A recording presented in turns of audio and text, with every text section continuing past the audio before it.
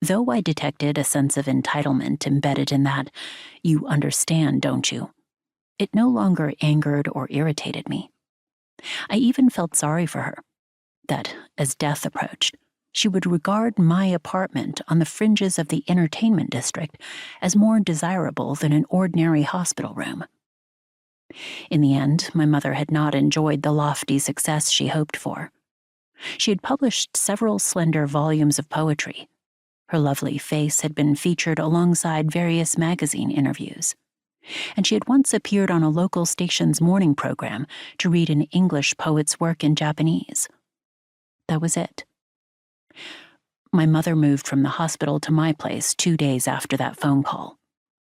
My feelings were evenly split between wishing she had given me more notice so that I could have taken care of my own business and been better prepared, and a sense of relief that my mother was convinced I wouldn't reject her as an interloper in my home.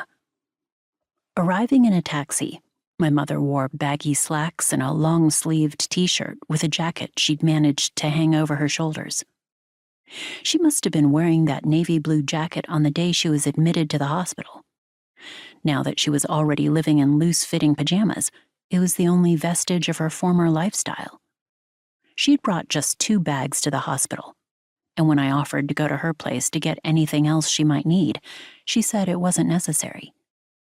One of the bags was packed with 2 sets of pajamas, a toothbrush, and a comb.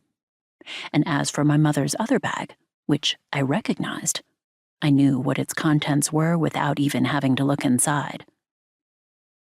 It had been almost 8 years since my mother and I slept in the same room. Since about the time when terrorists crashed those airplanes into the Twin Towers in New York. And with the exception of the last 2 or 3 years of my teens, it's not as if we'd been out of touch. After I realized how unexpectedly grave my mother's illness was, we were in quite frequent contact. I'd even met up with her and visited her at the hospital. Still, it had been a while since I'd seen her, and I was anxious about how frail she was likely to be, how thin her hair would have become. When she was younger, her lustrous, jet-black tresses had been long enough to cover her breasts. In contrast to my own frizzy, brownish hair, hers was too thick for a perm, or even to tie back, she said, insisting on keeping it straight and wearing it down, even in summer. When her bangs got too unruly to be brushed back, she would go to a salon. Not the one I went to in our neighborhood, of course, and come home with hair that was shinier than ever. Although in the spring of last year my mother had declared her intention to survive, she no longer seemed to have the same resolve.